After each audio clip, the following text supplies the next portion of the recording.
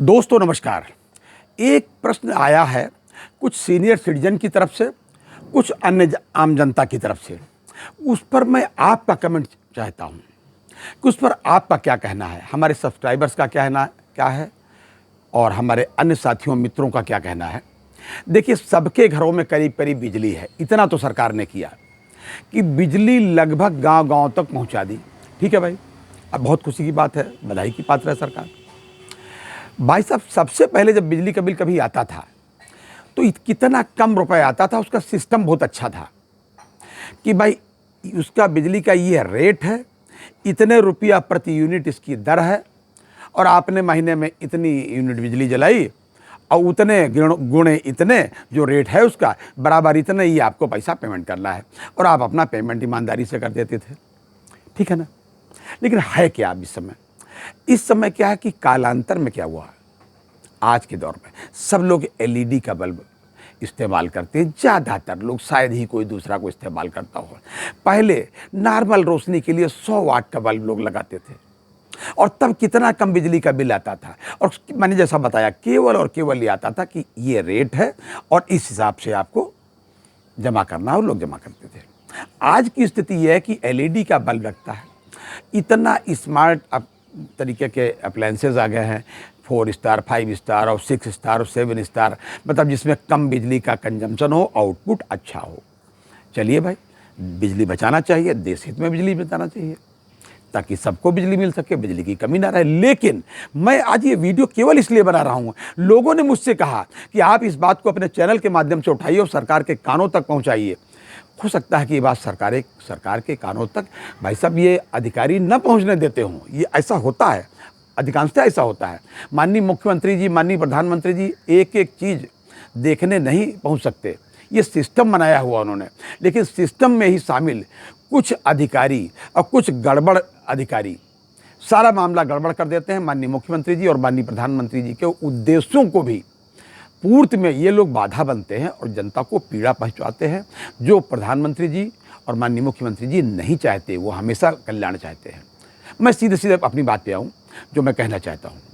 आज अगर आप बिजली का बिल अपना उठा करके देखें, जो आपके पास आता है, एक तो बहुत लंबा चौड़ा बिजली का बिल आता है, बहुत लंबा चौड़ा बिजली का बिल आता है। उसमें आपको लिखा होगा कि ये इसका किराया, ये इसका किराया और ये फलानी चीज़ का किराया, यानी कि जो बिजली का किराया है वो तो अलग है। इस पर इतने तरीके के चार्जेस हैं, मेरी समझ में नहीं आता इन चार्जेस की क्या ज़रूरत है, ये क्यों होते हैं जी। इसके पहले क्या होता था, कई बार सामान्य मीटर तो वही लगाते थे बिजली विभाग के लोग। बिजली विभाग के लोग अपना मीटर जो लगा गए, बाकायदा मोटी मोटी सील लगा गए, बढ़िया सील वील की जाती थी, बड़ा अच्छा था सिस्टम, आज भी अच्छा है। तो उसके बाद में वो चले गए। उसके बाद में कई बार मीटर बदल चुके हैं कि अब की ये स्मार्ट मीटर लगेगा। तो भाई स्मार्ट मीटर जो आपने लगाया वो लग गया। अब की जब भी स्मार्ट मीटर लगा तो और बढ़ करके उसका बिजली का बिल आने लगा और आम जनता, गरीब जनता उसका पेमेंट करने लगी।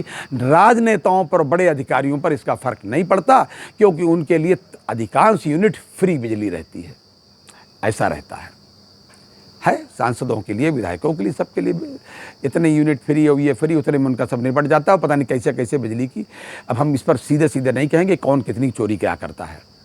कुल मिलाकर के जो लोग ईमानदारी से बिजली का पेमेंट करते हैं उनके लिए बिजली का बिल बहुत ज़्यादा बढ़ चुका है।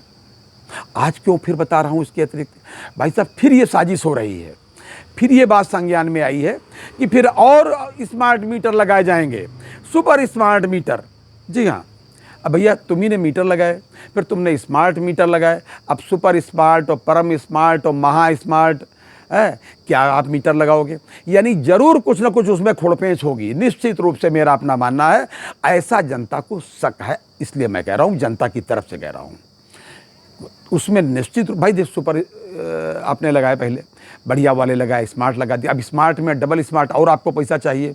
आप बिजली की चोरी नहीं रोकते, आप बिजली की 100% वसूली नहीं करते। आम जनता तो अपना ईमानदारी से पेमेंट करती है, लाइन में लग करके। भाई साहब भीड़ रहती है जहाँ जहाँ पर बिजली घरों में, जहाँ पेमेंट होता है, जहाँ पर उसका जमा होता है बिजली का बिल।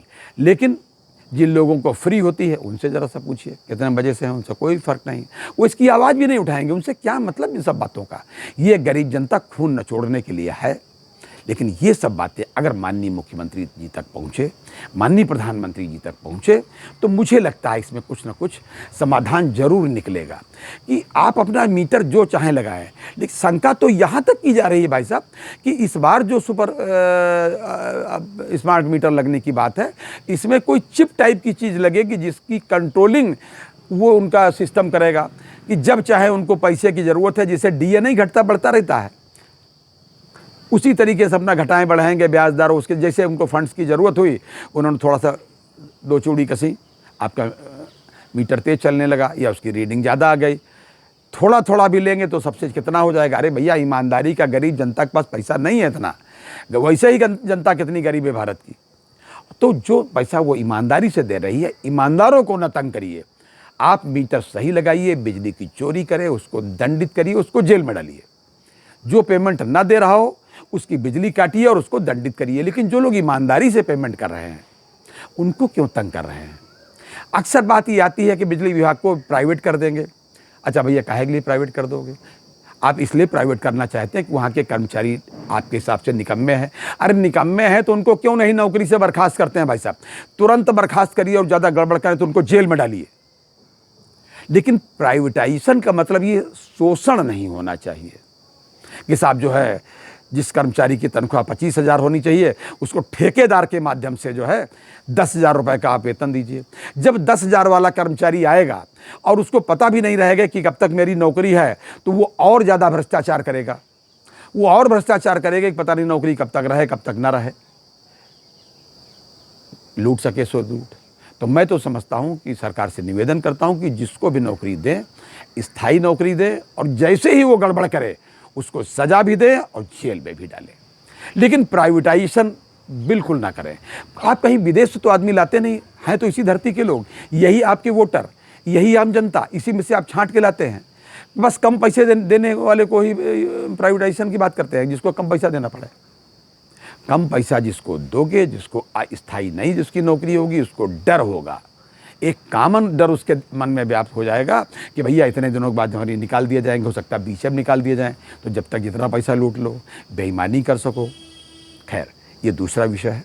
लेकिन मैं ये कहूँगा कि आम जनता से, आप सब लोगों से ट्विटर के माध्यम से माननीय मुख्यमंत्री जी और कम से कम उत्तर प्रदेश के मुख्यमंत्री योगी आदित्यनाथ जी को इस बात को जरूर अवगत कराएं। ट्विटर के माध्यम से, पत्र के माध्यम से, मैसेज के माध्यम से, जैसे भी आप अवगत करा पाए, तमाम साधन है मुख्यमंत्री जी के पोर्टल पर, शिकायती पोर्टल पर, और दूसरे उनके वो पोर्टल होता है जहां वो जनता की बातें सुनते हैं।